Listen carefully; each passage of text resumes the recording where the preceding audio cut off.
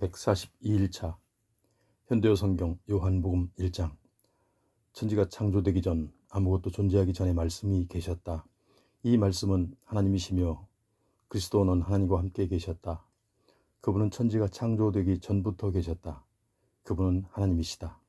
그분은 모든 것을 창조하셨으며 그분이 만드시지 않고 존재하는 것은 아무것도 없다. 그분 안에 영원한 생명이 있고 이 생명은 모든 인류에게 빛을 주신다. 그분의 생명은 어둠 속에서 비추는 빛이시며 어둠이 결코 그 빛을 가릴 수가 없다. 하나님께서는 세례 요한을 증인으로 보내 예수 그리스도가 참빛이라는 사실을 증거하셨다. 요한은 빛이 아니었고 다만 그 빛을 증거하러 왔을 따름이었다. 그가 온 후에 참빛이 세상에 들어왔다. 이 빛은 모든 사람을 비추는 빛이다. 그분이 세상을 만드셨는데도 그분이 오셨을 때 세상은 그분을 알아보지 못하였다. 그분이 자기 땅에 오셨으나 백성들은 그분을 영접하지 않았다. 그러나 그분을 영접한 사람들 곧 그분을 믿는 자들에게는 하나님의 자녀가 되는 권세를 주셨다. 이 사람들이 하나님의 자녀로 태어난 것은 혈통이나 육체적 욕망이나 인간의 계획에 의해서가 아니라 말씀에 의한 것이다. 말씀이 육신이 되어 우리와 함께 사셨다. 그분에게는 은총과 진리가 충만하였다. 우리 가운데 몇 사람이 그분의 영광을, 하늘에 계신 아버지의 외아들의 영광을 보았다.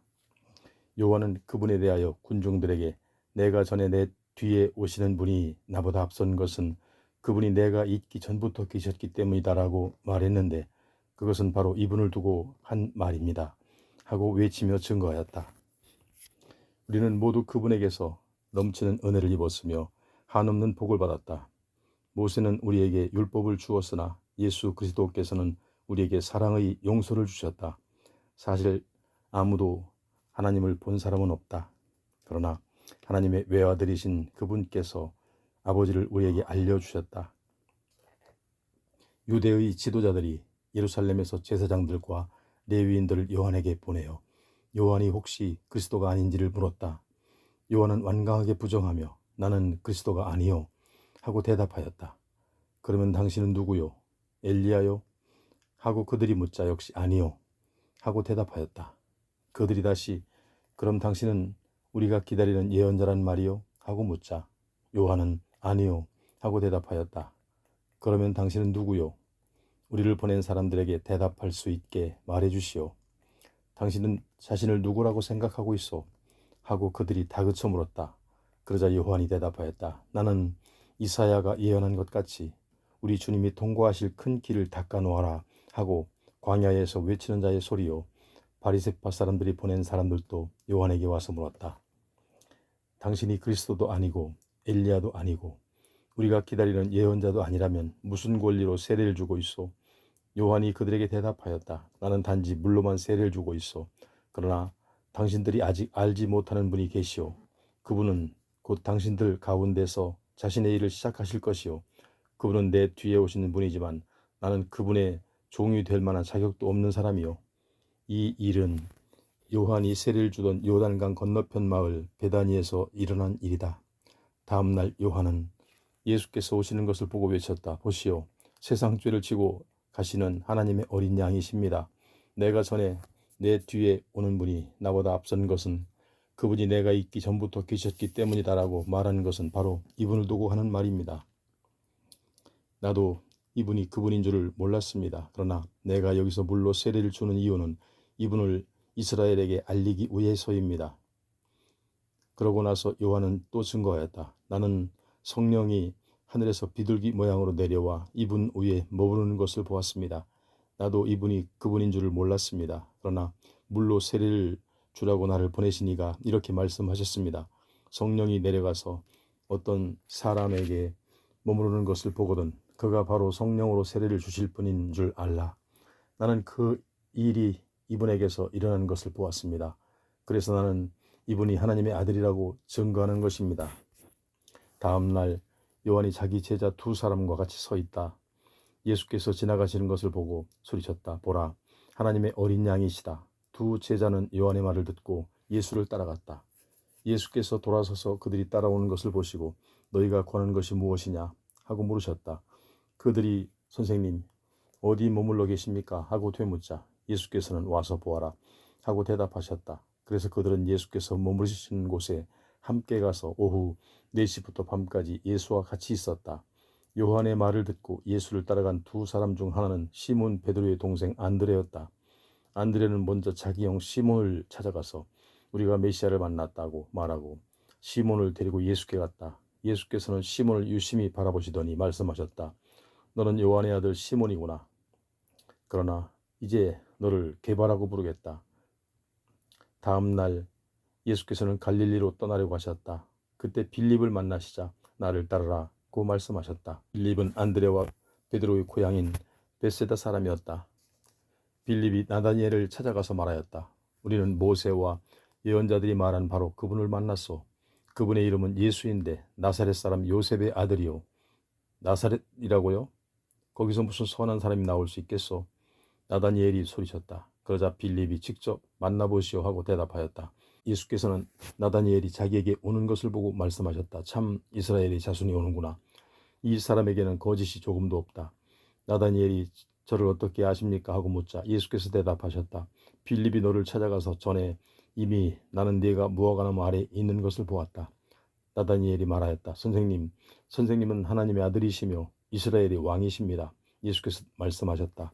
내가 무화과나무 아래 있는 너를 보았다 해서 나를 믿느냐? 너는 이보다 더 큰 일을 보게 될 것이다. 하늘이 열리고 하나님의 천사들이 인자 위에 오르내리는 것을 보게 될 것이다. 2장. 이틀 후 갈릴리 가나 동네에 결혼잔치가 있었다. 그 잔치집에는 예수의 어머니도 계셨고 예수도 제자들과 함께 초대를 받아 와 계셨다. 그런데 잔치를 하는 도중에 포도주가 떨어지자 예수의 어머니가 이 문제를 예수께 의논하였다. 예수께서 말씀하셨다. 지금은 하는 수 없습니다. 아직 내 때가 오지 않았습니다. 그러나 예수의 어머니는 하인들에게 무엇이든지 그분이 시키는 대로 하게 하고 일렀다. 거기에는 마침 물이 너던 말 들어가는 돌 항아리 6개가 놓여 있었다. 이 항아리는 유대 사람의 정결 예식에 사용하는 것이었다. 예수께서는 하인들에게 항아리마다 물을 가득 채우라 하고 이르셨다.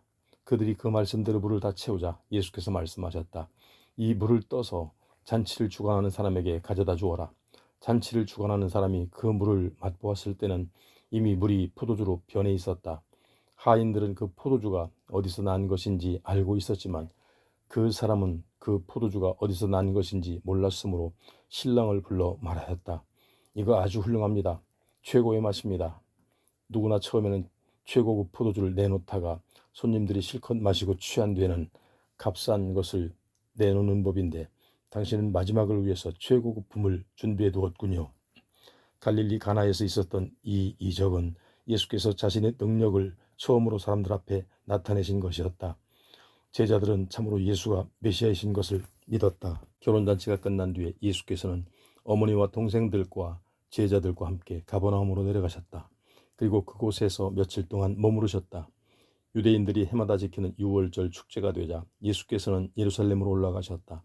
예수께서는 성전 뜰에 이르러 희생제물로 쓸 소와 양과 비둘기를 파는 사람들 곧 또 그 뒤에 환전상들이 늘어앉아 있는 것을 보셨다. 그래서 밧줄로 채찍을 만들어 양과 소를 몰아내고 환전상들의 돈을 땅바닥에 쏟아버리며 그들의 탁자들을 둘러엎으셨다. 그러고 나서 비둘기 파는 사람에게 말씀하셨다. 이것들을 여기서 가지고 나가라.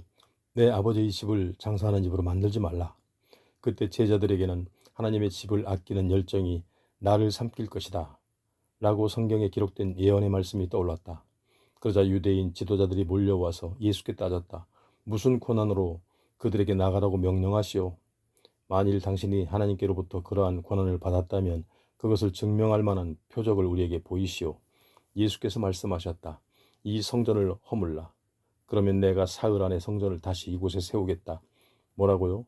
그들이 소리쳤다. 이 성전을 짓는데 무려 46년이나 걸렸는데 당신이 이것을 사흘 안에 다시 세울 수 있다는 거요? 그러자 예수께서 말씀하신 성전은 자신의 몸을 두고 하신 말씀이었다. 제자들은 예수께서 죽었다가 다시 살아나신 뒤에야 이 말씀을 기억하고 예수께서 자신에 대해서 인용하신 성경 구절들을 깨달았으며 또 그것이 다 이루어진 것을 알게 되었다. 예수께서 유월절 축제 동안 예루살렘에서 많은 이적을 행하시는 것을 본 사람들은 예수야말로 메시아이시라는 사실을 믿었으나 예수께서는 그들을 신임하지 않으셨다. 그것은 누가 예수께 말씀드리지 않아도 예수께서는 인간의 마음을 너무도 잘 알고 계시기 때문이다. 3장.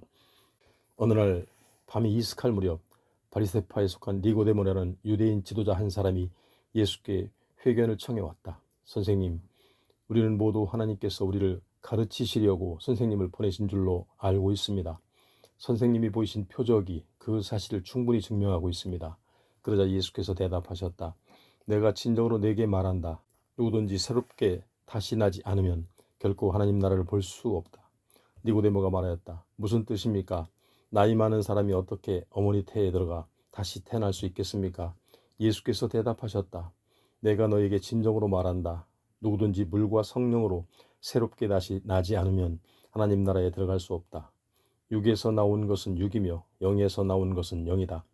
그러니 내가 네게 새롭게 다시 나야 한다고 한 말을 이상히 여기지 말라. 마치 내가 바람 소리는 듣지만 그것이 어디서 불어오는 것이며 또 그 다음에는 어디로 가는지 알 수 없는 것처럼 성령으로 난 사람도 그와 같다. 니고데모가 다시 어떻게 그런 일이 있을 수가 있겠습니까? 하고 되물었다. 그러자 예수께서 말씀하셨다. 너는 이스라엘의 존경받는 선생이면서 이런 것도 알지 못하느냐? 내가 진정으로 말한다. 나는 내가 아는 것과 본 것을 네게 말하고 있는데 너는 아직도 나를 믿지 못하는구나. 내가 여기 사람들 사이에서 일어나는 일을 말해도 믿지 않으면서 하늘에서 일어난 일을 말한다면 어떻게 믿을 수 있겠느냐? 하늘에서 내려온 인자밖에는 하늘로 올라간 이가 없다. 모세가 광야에서 구리뱀을 사람들 위에 쳐든 것 같이 인자도 나무 위에 높이 들려야 한다.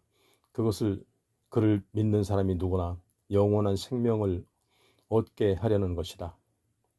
하나님이 이처럼 세상을 극진히 사랑하셔서 외아들을 보내주셨으니 이는 누구든지 그를 믿는 자마다 멸망하지 않고 영원한 생명을 얻게 하려는 것이다. 하나님께서는 세상을 심판하시려고 아들을 보내신 것이 아니라 구원하시려고 보내셨다. 그 아들을 믿는 사람은 영원히 어둠에서 벗어난다. 그러나 그를 믿지 않는 사람은 하나님의 외아들의 이름을 믿지 않는 것만으로도 이미 죄인으로 판단을 받는 것이다. 죄인으로 판단받았다는 것은 곧 빛이 하늘로부터 세상에 들어왔는데도 그것이 빛보다는 어둠을 더 사랑하였다는 것을 뜻한다. 그것은 그들의 행위가 악하기 때문이다. 그들은 어둠 속에서 죄짓기를 즐기고 하늘의 빛을 싫어한다.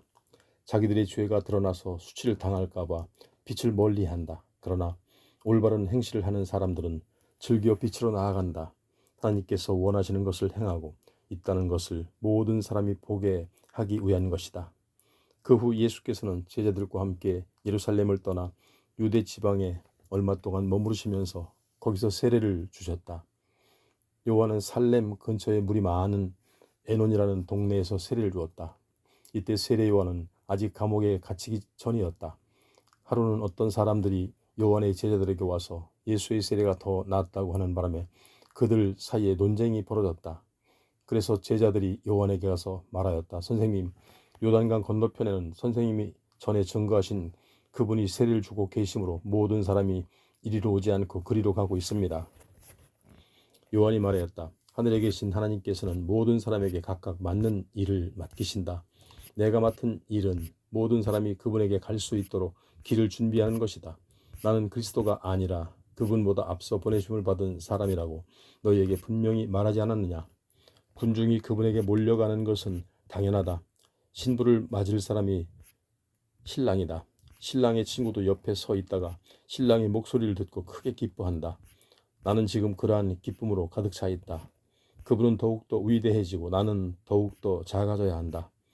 하늘에서 오신 그분은 어느 누구보다도 위대하다. 나는 다만 땅에서 난 자이며 내가 아는 것은 땅의 것에 한정되어 있다. 그분은 몸소 보고 들은 것을 말씀하신다. 그러나 아무도 그분이 하는 말씀을 받아들이지 않는다.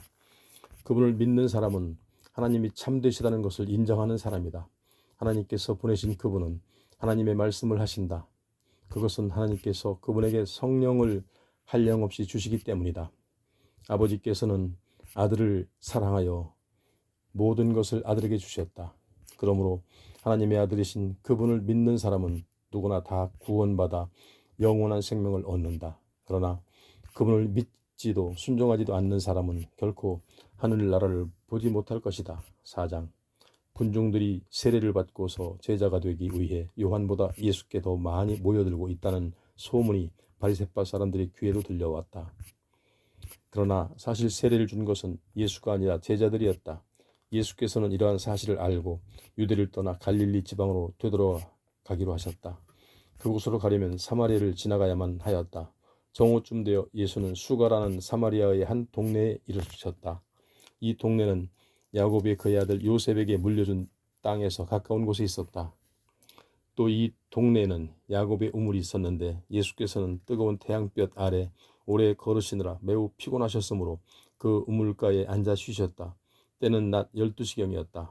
얼마 안 있어서 한 사마리아 여자가 물을 길러왔다. 예수께서는 그 여자에게 물을 청하셨다.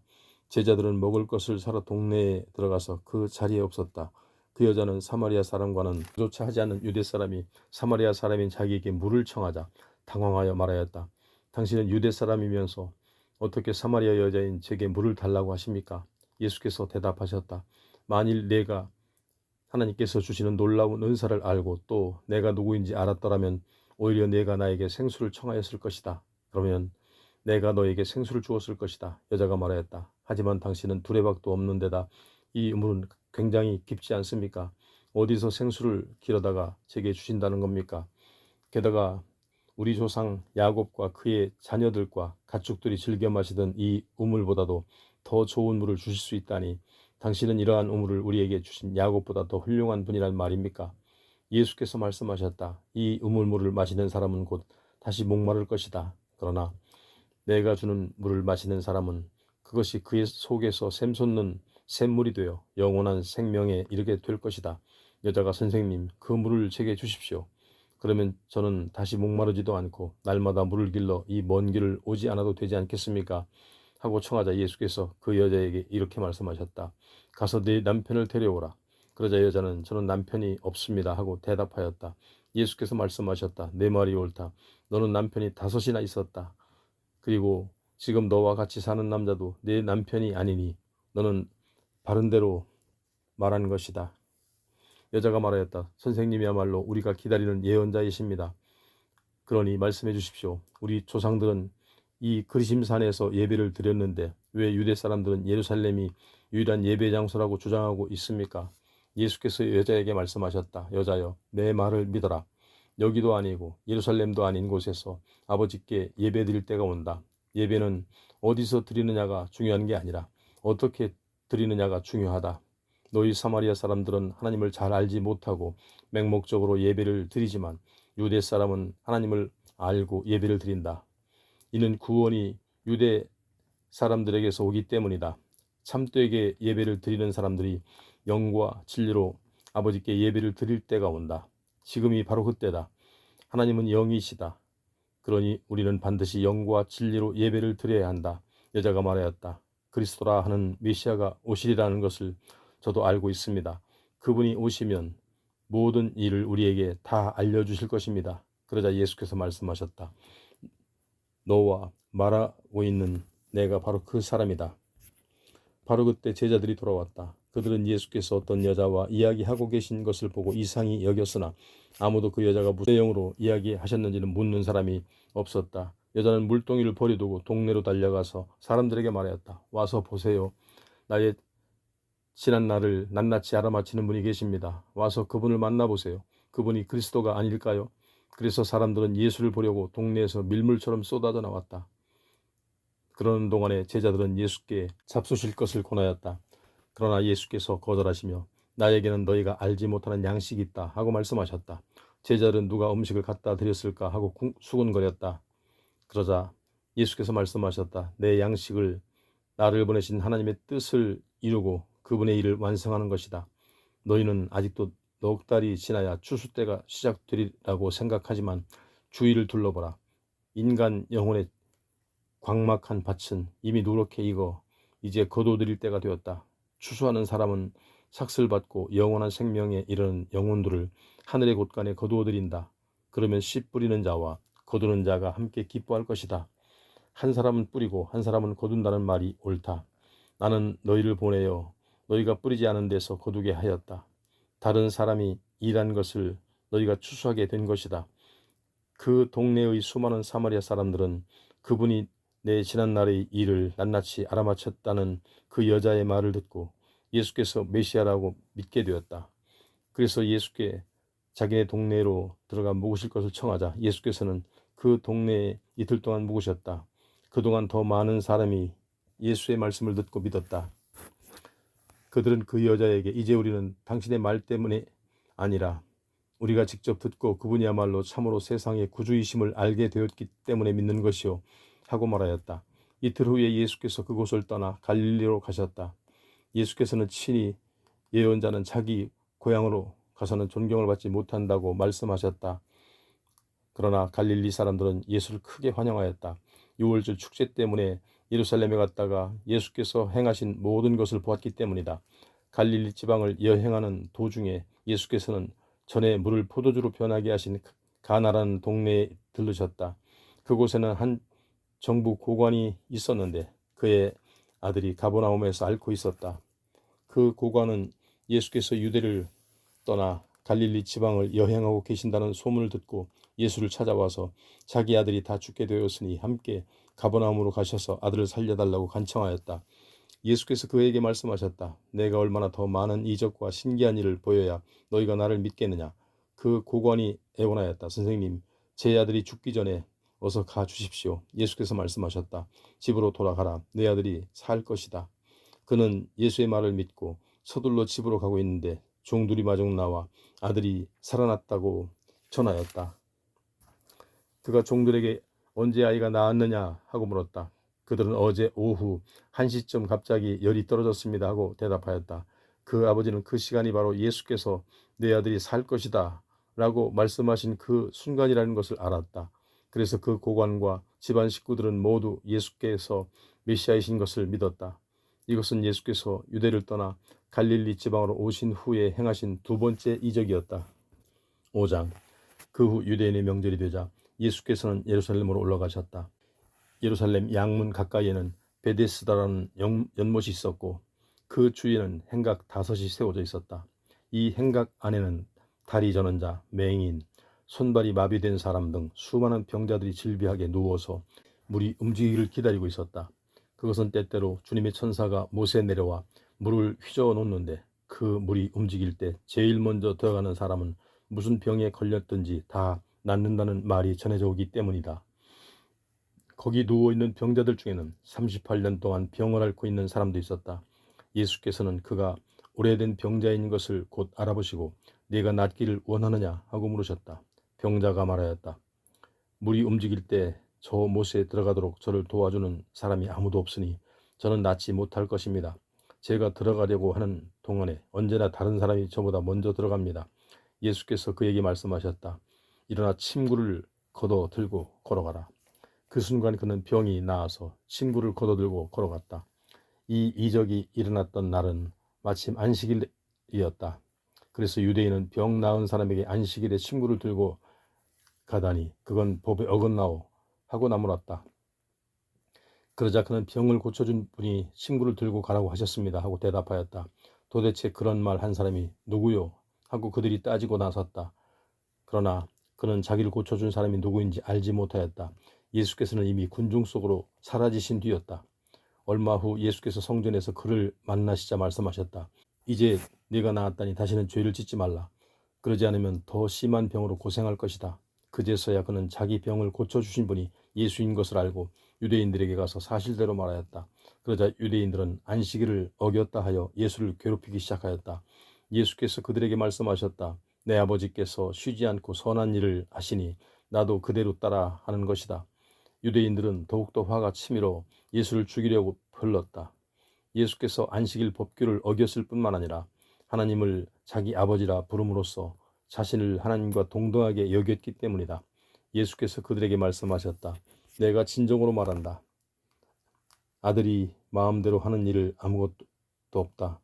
아버지께서 하시는 일을 보고 같은 방법으로 따라 할 뿐이다. 그것은 아버지께서는 아들을 사랑하셔서 친히 하시는 일을 모두 아들에게 알려주시기 때문이다. 아버지께서는 이 사람을 고친 일보다 더 놀라운 일을 아들을 통하여 보여주실 것이다. 아버지께서 죽은 사람들을 일으켜 다시 살리시듯이 아들도 자기가 원하는 사람을 살릴 것이다. 아버지께서는 죄를 심판하는 일을 모두 아들에게 맡기셔서 모든 사람이 마치 아버지를 존경하듯 아들도 존경하도록 하셨다. 따라서 하나님께서 보내신 아들을 존경하지 않는 것은 아버지를 존경하지 않는 것과 마찬가지다. 내가 특히 강조해 둔다. 누구든지 내가 전하는 말을 듣고 나를 보내신 하나님을 믿는 사람은 영원한 생명을 얻을 것이다. 그는 결코 심판을 받지 않는다. 그는 이미 죽음의 세계에서 벗어나 생명의 세계로 들어선 것이다. 내가 분명히 말한다. 때가 오면 죽은 자들이 하나님의 아들인 내 음성을 듣게 될 것인데 지금이 바로 그때이므로 듣는 사람들을 살 것이다. 그것은 자기 안에 생명을 가지신 아버지께서 아들에게도 그 안에 생명을 갖게 하셨기 때문이다. 아버지께서는 이들에게 모든 죄를 심판하는 권한을 주셨다. 그것은 아들이 인자이기 때문이다. 놀라지 말라. 무덤 속에 있는 자들이다. 하나님의 아들의 음성을 들을 때가 올 것이다. 그 때가 오면 선한 일을 한 사람들은 다시 살아나서 영원한 생명의 나라로 들어가고 악한 일을 저지른 사람들은 다시 살아나서 심판을 받게 될 것이다. 나는 아버지의 뜻을 묻지 않고 심판하진 않는다. 나는 내가 묻고 들은 대로 심판한다. 내 심판은 참으로 공정하다. 그것은 나를 보내신 하나님의 뜻에 따라 심판할 뿐 내 뜻대로 하지 않기 때문이다. 내가 나 자신에 대해서 증거한다면 그들은 믿지 않을 것이다. 그러나 다른 이가 나에 대해서 증거하고 계신다. 너희가 세례 요한에게 사람을 보냈을 때 요한은 나를 증거하였다. 너희가 그에게서 들은 설교 곧 그가 나에 대해 증거한 말은 모두가 참되다. 나에게는 인간의 증거가 소용이 없다. 다만 내가 세례 요한의 증거를 너희에게 회상시키는 것은 너희가 나를 믿고 구원을 받도록 하기 위해서다. 요한은 잠시 동안 등불이 되어 빛을 발하였다. 그리고 너희는 그 빛 가운데서 즐거워하였다. 그러나 내게는 요한의 증거보다 더 확실한 증거가 있다. 내가 하고 있는 일은 아버지께서 내게 허락해 주신 것인데 이것들이 바로 아버지께서 나를 보내셨다는 것을 증거한다. 그리고 내 아버지께서는 너희에게 개인적으로 나타나시거나 직접 말씀하시지는 않지만 친히 나를 증거해 주고 계신다. 그러나 너희는 그분의 말씀을 듣지 못한다. 그것은 하나님의 말씀을 전하기 위하여 보내심을 받은 나를 너희가 믿으려고 하지 않기 때문이다. 너희는 성경 속에 영원한 생명에 이르는 길이 있다고 믿고 성경을 연구한다. 그 성경은 바로 나를 증거하고 있다. 그런데도 너희는 영원한 생명을 줄 수 있는 내게 오려고 하지 않는다. 나는 너희가 인정하든 하지 않든 그런 것에 구애받지 않는다. 너희 속에 하나님의 사랑이 없다는 것을 내가 너무나도 잘 알고 있기 때문이다. 너희는 아버지께서 보내시지도 않은 사람이 자기 이름을 내세우고 오는 것은 환영하면서도 아버지의 이름으로 아버지께서 보내신 나는 환영하지 않는다. 너희는 서로 영예를 누리고자 다투면서도 유일하신 하나님께서 주시는 영예에는 관심 없으니 어떻게 나를 믿을 수 있겠느냐. 그러나 내가 너희를 아버지께 고발하리라고 생각지 말라.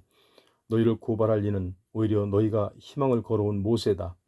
너희가 모세를 믿었더라면 나를 믿었을 것이다. 그러나 모세가 나에 관해서 기록하였기 때문이다. 그러나 너희가 모두 모세의 글을 믿지 않고 있으니 어떻게 나를 믿을 수 있겠느냐.